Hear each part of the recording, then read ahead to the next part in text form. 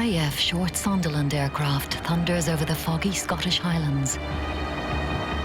On board is Prince George, the Duke of Kent, the brother of King George VI. Suddenly, without warning, the plane loses height and slams into the side of a hill known locally as Eagle's Rock. The crash kills everyone on board except for the rear gunner, who's somehow thrown clear of the burning wreck. He's left to wander the misty hillside, dazed, lost, and alone. It seems like a tragic accident, but is there something more to the crash than meets the eye? There are theories, inevitably, that there were dirty deeds afoot in disposing of him.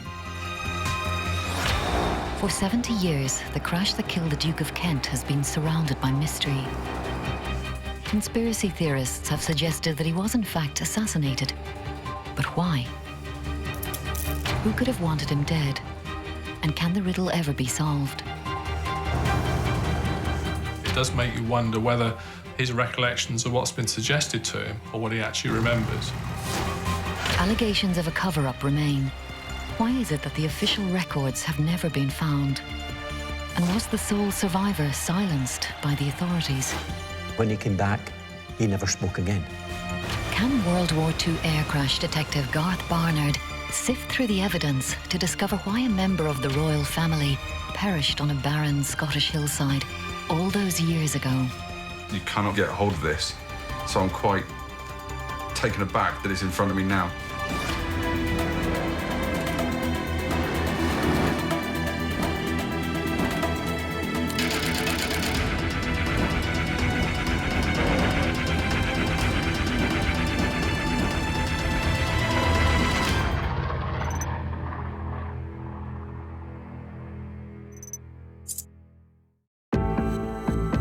For 2 decades, Garth Barnard has been investigating World War II RAF air training crashes.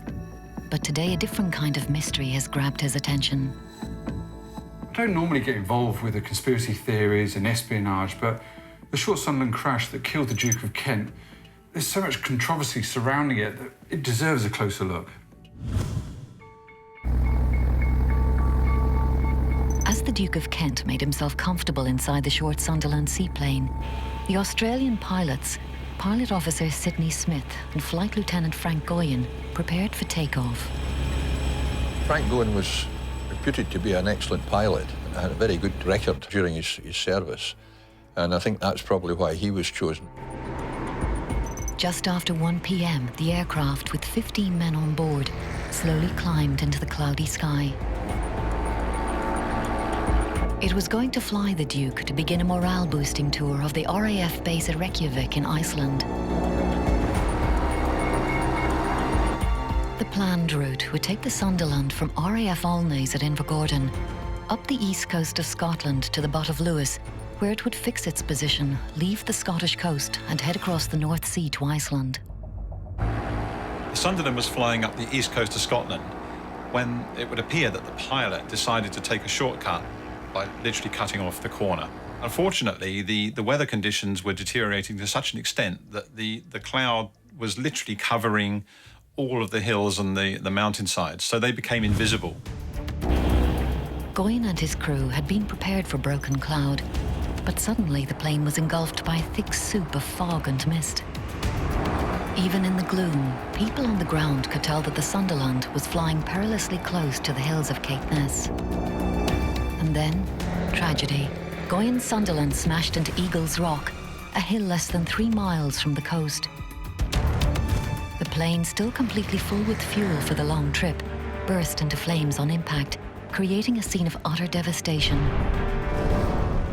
It ploughed in by the nose, and the aircraft pushed in front of it a huge volume of peat and heather until it could push it no further. It then flipped over, broke, and the fuel exploded, and a huge fire started, giving the occupants of the aircraft no chance. The King's brother lay dead, but the mystery of Eagle's Rock had only just begun. So was it a tragic accident, or was it something more? Was it the status of the Duke of Kent that sort of people thought he couldn't perish in such an accident? Or was there a plot to kill him? Was he really visiting Iceland, or was it a cover story for a secret mission or something? I really need to find out the truth. Garth begins by finding out more about the Duke himself. Why on earth would anybody want to kill him? Prince George, Duke of Kent, was just 39 at the time of the crash. In his role as Air Commodore in the welfare section of RAF Inspector General's staff, the Duke routinely made visits to RAF stations to meet with servicemen and women. He was himself a qualified pilot. The Duke of Kent was certainly a glamorous character, and he was immensely popular with the general public. But rumours were swirling that the Duke's private life was not quite all it seemed. The Duke of Kent was in fact the brother of King Edward VIII, who clearly abdicated. He was also the brother of King George VI. And in the run-up period to the Second World War, he did get involved in a few sort of escapades that raised eyebrows officially, and I'm sure at Buckingham Palace as well. His sexual orientation was open to some question at the time, and he got involved in a few scrapes along the way and affairs with quite notable people of the period, apparently, allegedly with Noel Coward and also with Barbara Cartland. So there were some fairly big names involved with him. So he kind of scandalised high society to an extent in the run-up period to the Second World War. A decadent past was one thing, but it was the Duke's alleged political leanings that some feel marked him out as a target for the British authorities. Like his brother, Edward VIII, who visited Hitler in Germany pre-war, there were very strong suggestions, and possibly more than that the Duke of Kent had similar leanings, and therefore, you know, things like that were clearly very uncomfortable with the British establishment, particularly at this time in the war. There was this supposed Nazi link, and therefore, you know, we need to get rid of this chap because actually, you know, he's a bit of a problem.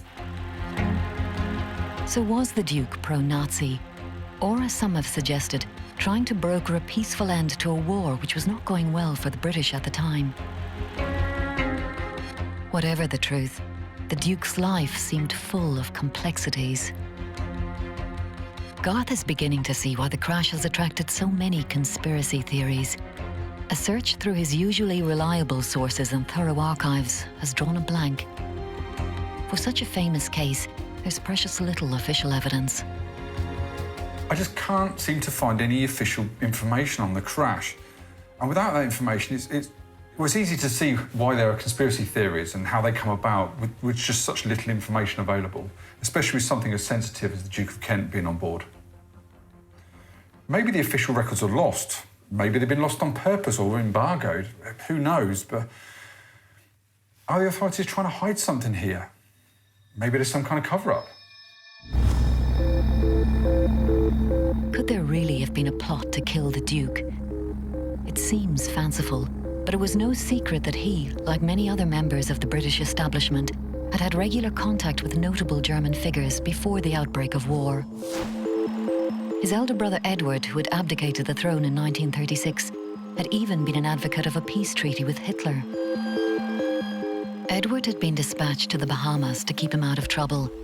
But was it felt that the Duke of Kent might present the authorities with a similar political problem?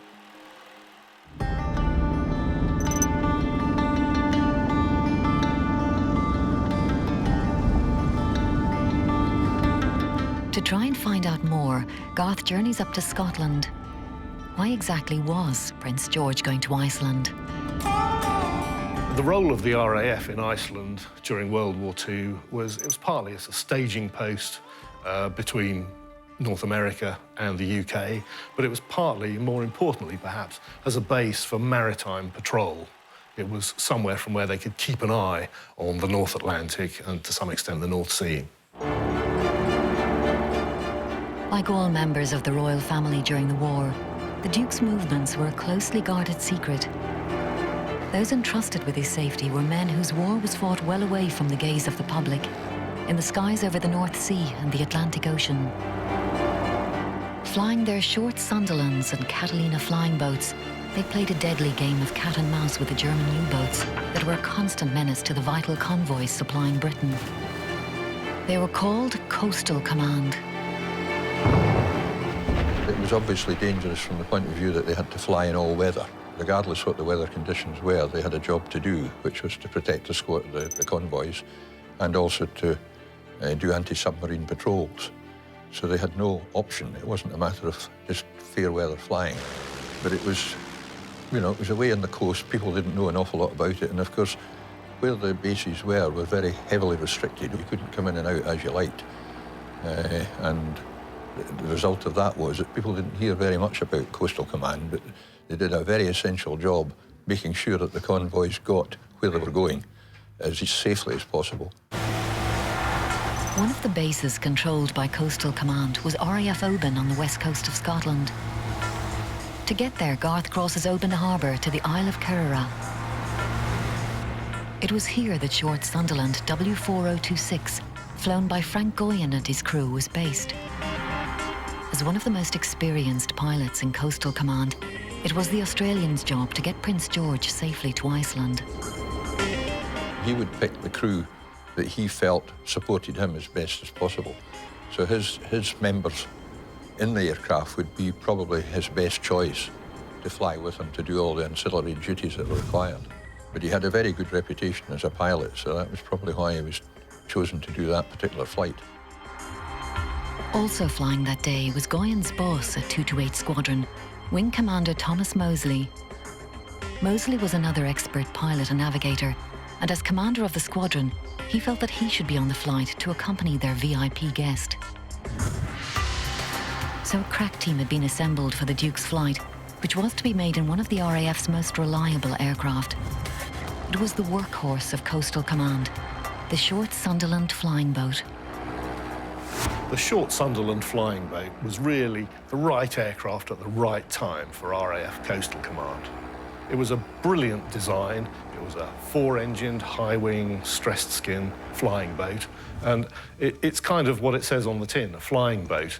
The fuselage has a boat hull, which means the aircraft doesn't need to depend on airfields with conventional runways. It can land and take off from water, so it could operate even from quite rough seas.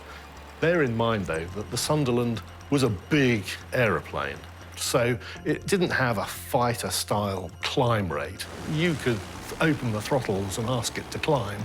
It would take a while to get there, and for that reason, it was pretty undesirable to fly over mountainous regions. Garth leaves Kerrera to trace the story of the Sunderland's last few days. On Sunday, 23rd of August, Goyen's Sunderland leaves Oban to fly up the Caledonian Canal towards Invergordon, where they were to meet the Duke and fly on to Iceland. As Garth walks along the shore from where the Duke took off on the 25th of August 1942, he considers one fascinating theory. Was the Duke really going to Iceland, or was it somewhere else? The normal route would have taken the Prince along the Scottish seacoast, keeping over water. So how and why did he end up inland? One controversial theory is that the Duke was going to meet Hitler's deputy, Rudolf Hess. One of the theories that's been advanced for the death of the Duke of Kent is that, in fact, he was on this so-called special mission. And the truth of that special mission was that, in fact, he was taking Rudolf Hess somewhere. And Rudolf Hess had arrived in 1941 under bizarre circumstances. He bailed out of a Messerschmitt 110 over Scotland, wanting to come and apparently make peace overtures to the British. And there's certainly a great deal of mystery and debate and confusion, if you like, about the real story behind Rudolf Hess. And one of the stranger elements of the suggestions that have been made is that, in fact, Rudolf Hess had been smuggled up to Scotland after his arrival there in 1941 and was actually being picked up by the Duke of Kent and flown somewhere on the Sunderland for some purpose that nobody has really come up with an answer for. So what of the Hess connection? The Duke was in the vicinity of Hess's famous landing in Scotland the year before. And one theory has it that he was there to meet Hess as part of a British peace party. Hess's capture denied the chance of that meeting ever taking place. But could the Duke have been using the cover of a trip to Iceland to finally rendezvous with Hess? The authors of a recent book alleged that the Duke was to pick up Hess from Lochmore, which is approximately 10 miles from the crash site, and then fly to neutral Sweden to conduct peace negotiations with the German delegation there. It's an intriguing theory, which could explain the plane's incursion inland. To add to the mystery, the Duke was allegedly carrying a leather briefcase which was handcuffed to his wrist. What could have been inside the case? Clearly there was some sensitivity to the loss of the Duke of Kent on lots of levels. And I suppose that with someone that high profile and with, if you like, albeit that he was royal with a slightly murky past, there are theories, inevitably, that there were dirty deeds afoot in disposing of him. And in fact, there are certain bits of information that are not yet in the public domain. And I suppose all of this feeds into, if you like, the conspiracy theorists who want to suggest or like to suggest that he was effectively murdered by the British establishment to get him out of the way. Around lunchtime on Tuesday, 25th of August, 1942, the Duke and his entourage walked down to the jetty to board the Sunderland.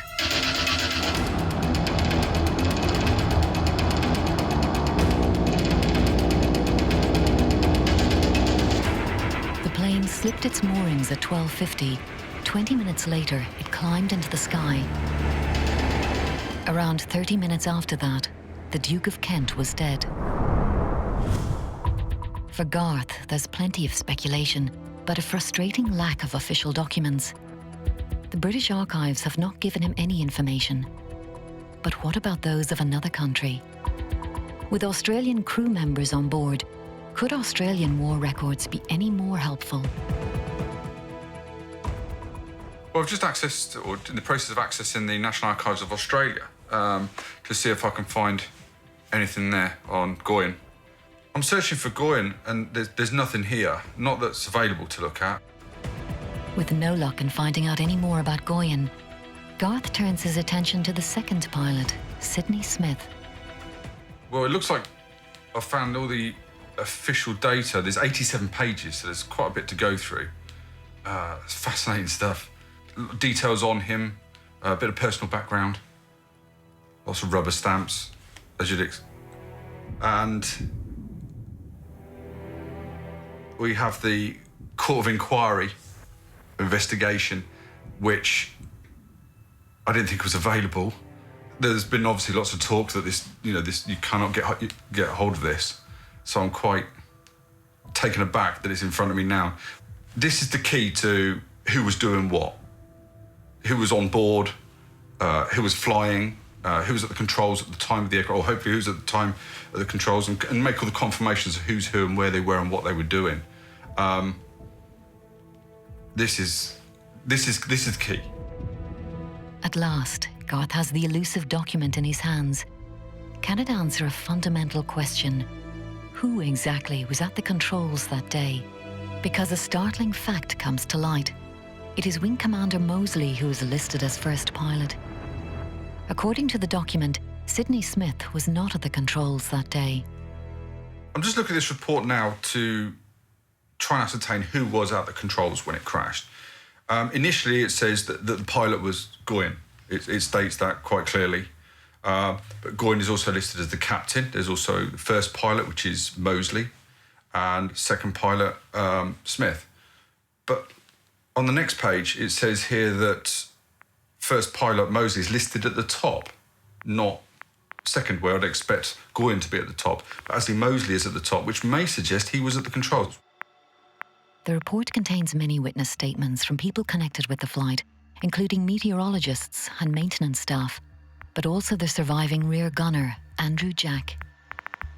Reading through this further, I'm looking at witness statements now. Just got Andy Jacks in front of me. He's being asked questions at who was at the controls of the aircraft. Why would they be asking that? I'm not so sure at this point.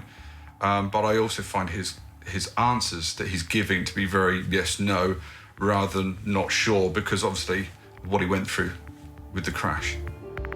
Even though Jack's evidence lacks detail, Garth believes that it raises some doubt as to who was actually present in the cockpit. Why else would it have asked, who was in the second pilot's seat? Was it Moseley? Smith, or even the Duke himself. With no evidence of any mechanical problems, the Court of Inquiry report lays the blame squarely at the door of Captain Goyen. It concludes that he changed his flight plan for reasons unknown, and that this sudden lack of judgment was quite unpredictable. As far as they were concerned, case closed. Except that Garth has uncovered another surprising detail.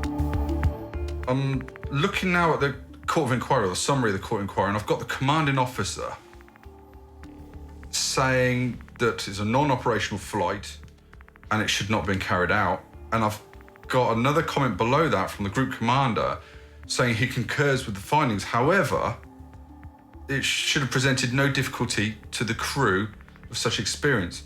Now, I've seen a lot of these, and I've never seen that where a group commander who would concur 1 minute would sort of stay that over the top of the commanding officer. I find that very, very strange. Very strange.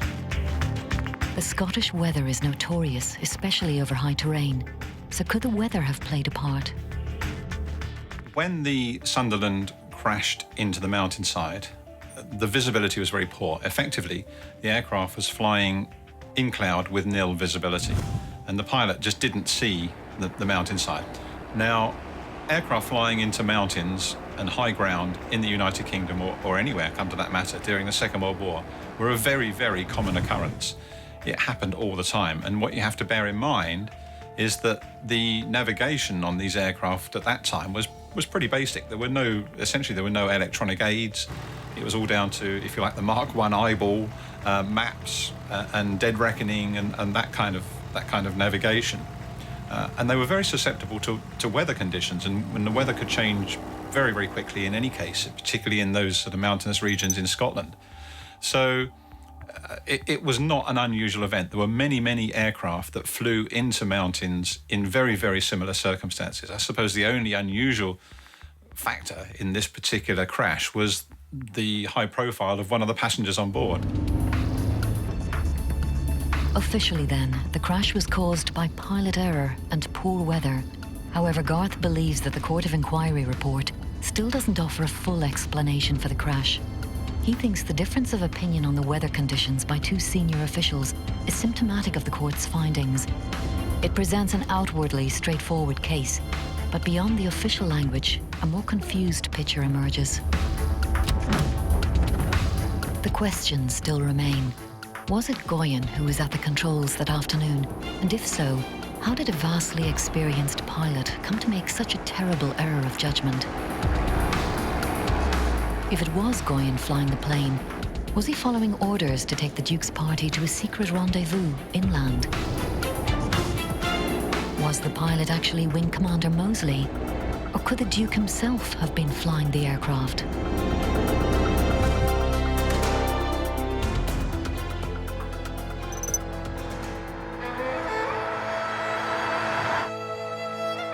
Garth has now travelled up the east coast to try and reach the remote crash site, and has enlisted the help of local rambler Jeff Leet.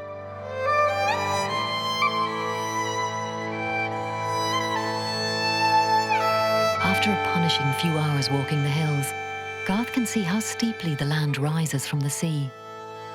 What was a seaplane doing so low over such hilly ground?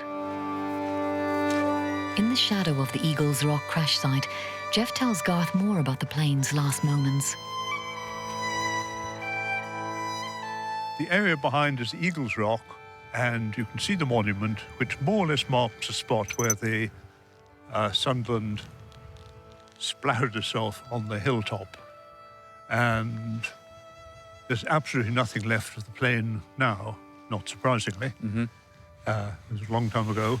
It would have flown in more or less above us where we're standing. So we're directly above us? Pretty well, yes. What sort of visibility, sort of distance-wise, was it at that time? Very poor, I would think.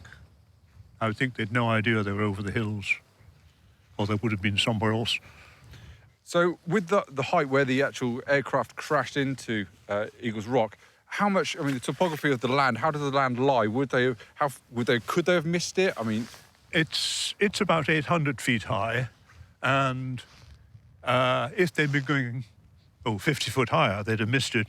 But there's another 900 foot high one hump just a little beyond, so they were in bad trouble. They were in bad trouble. Yeah. I'm told there's a groove. There's a groove in the groove ground? left in the ground. OK, should we go and have a look? Let's see if we can find the groove.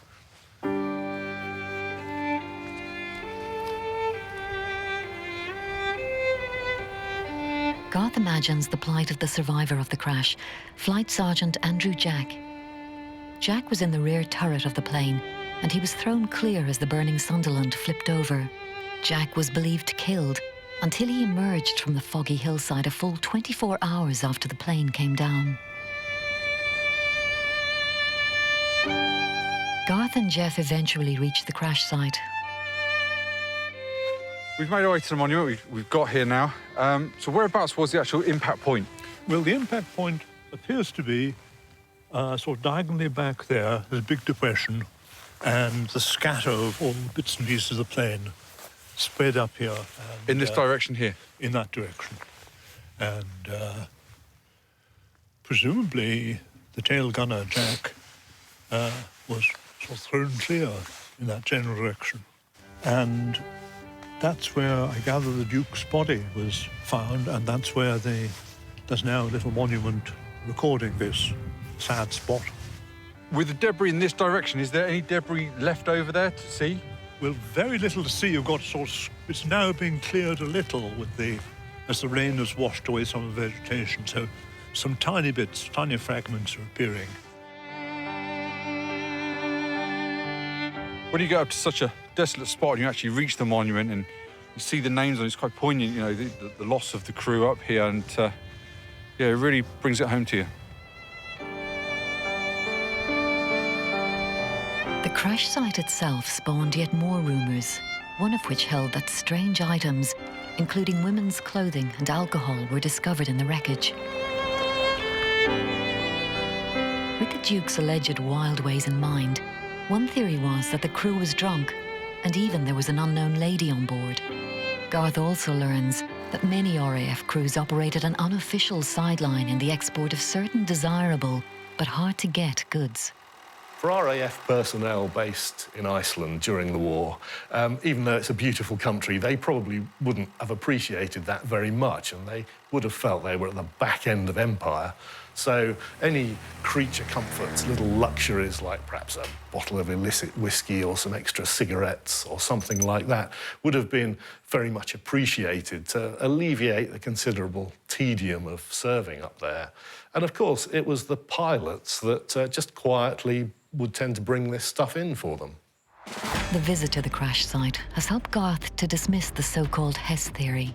The alleged Lockmore pickup point is to the northwest of Eagles Rock. The plane came down on the southeastern face of the hill. If it had landed there and was returning to its original route to either Iceland or Sweden, then surely the plane would have hit from the north or west.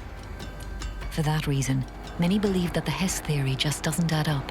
In my view, it's complete nonsense that Rudolf Hess was on that aircraft and he'd been picked up by the Duke of Kent. If that was the case and Rudolf Hess was killed on board that particular Sunderland, then who on earth was the Rudolf Hess that was in prison and later went to the Nuremberg war trials and spent the rest of his life in prison?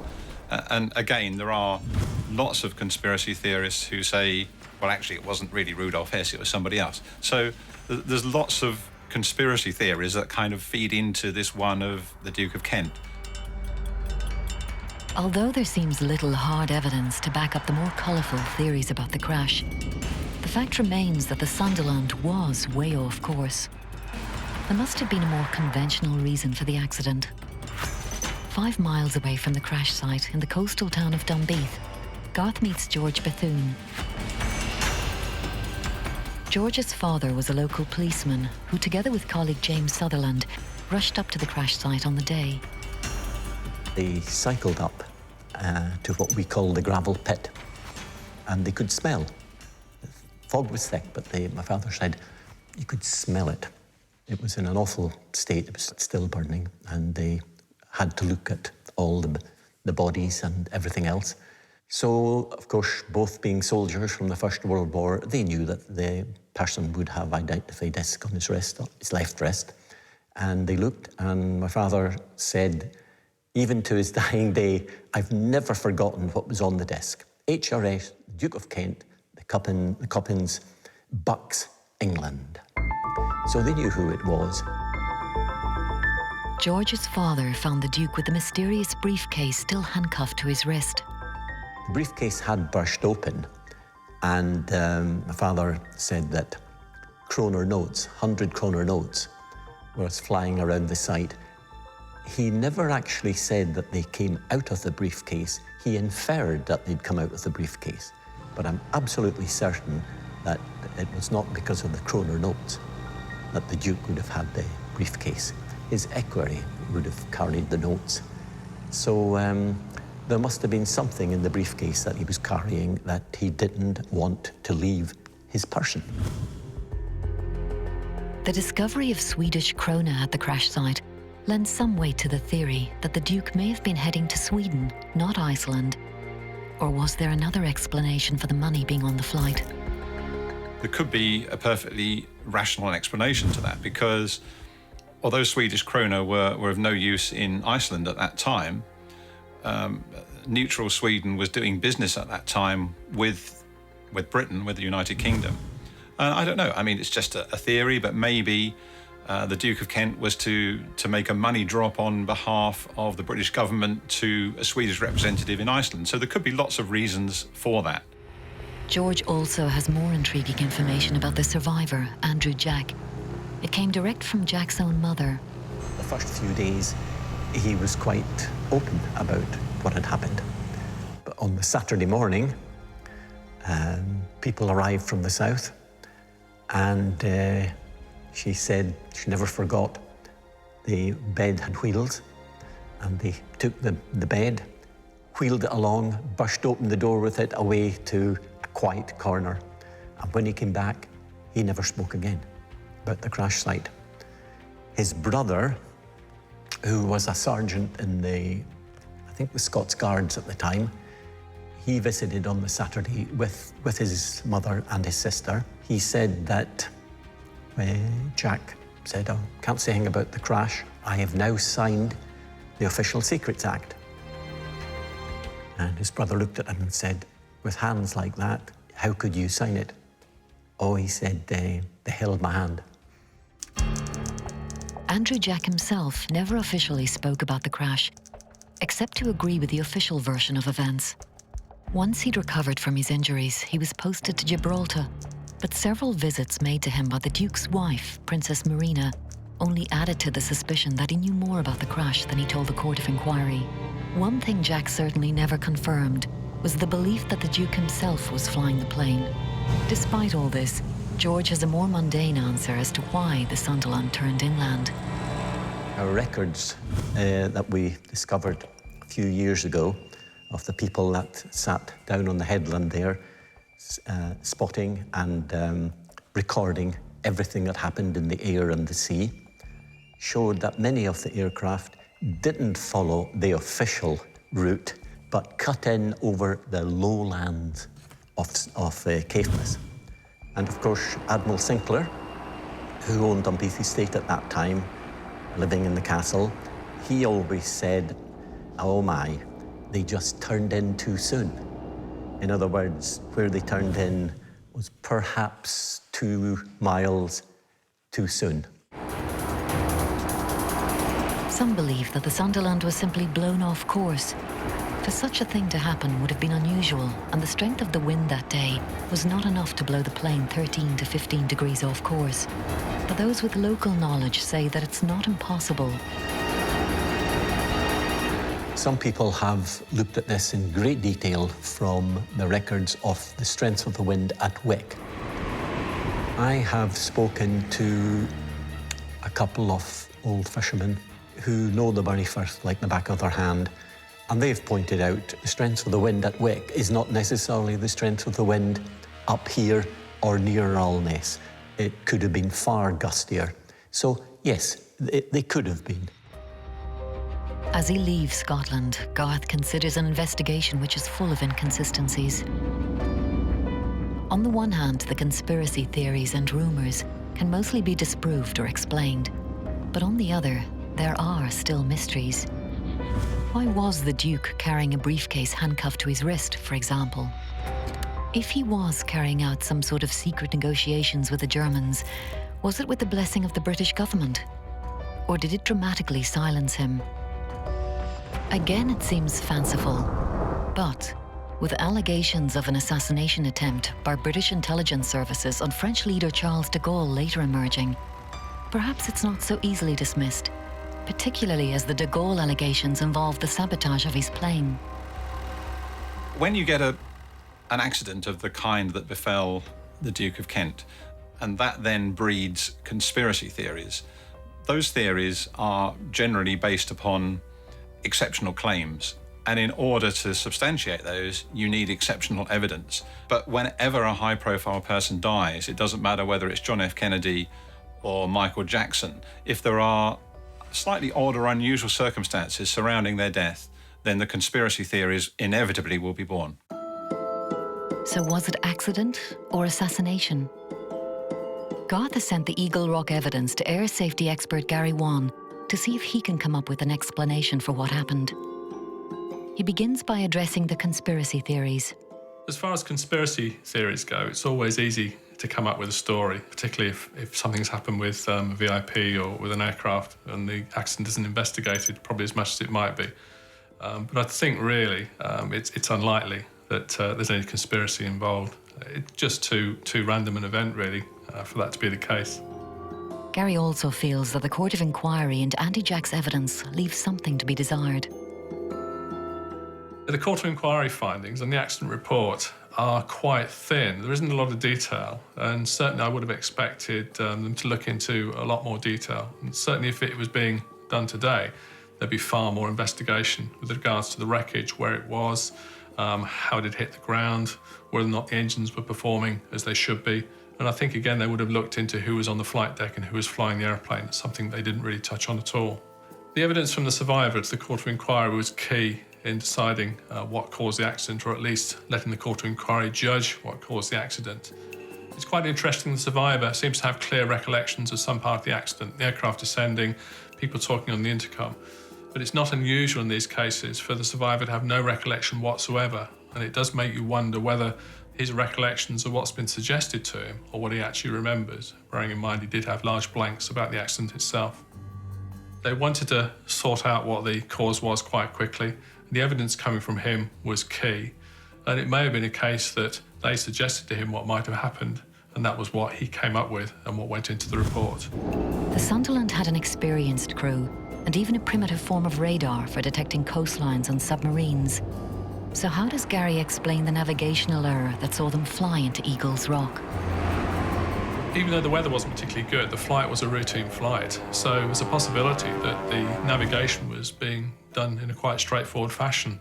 They departed on a known heading, they allowed for the wind, they probably descended below the cloud over the sea. So it was just a case of turning inland at a point they wanted to shorten the route, and maybe even had the coast in sight. But it doesn't necessarily mean the radar was switched on, the navigators were sitting watching the maps.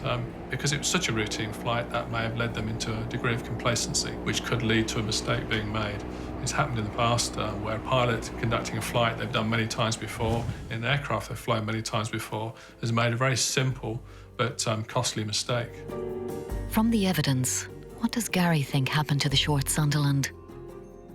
I believe the accident may have been caused when the pilot descended over the sea quite safely and then turned to cut the corner, fly over land over the north of Scotland, and was just caught out by the weather conditions and the low cloud. As the aircraft was routing to the northeast, depending on the weather conditions at the time, the pilot may have elected either to try and climb above the cloud or descend down below it. If he was going to descend below it, the safest thing to do would be descend over the sea. If there'd been an onshore wind, then the aircraft may have been more to the west than they thought. So when they descended and turned to the northwest, there's a chance they weren't quite where they thought they were, and they may have been surprised by the high ground as they descended through the cloud. The fact that there was one survivor from the aircraft, who was the tail gunner, suggests that when the aircraft hit the hill, it was a fairly glancing blow. So there's a very good chance that the pilot did come out the bottom of the cloud or saw the rising ground as flying towards it and tried to pull the aircraft up above the hill. Didn't quite make it, and the aircraft hit the hill at a fairly shallow angle.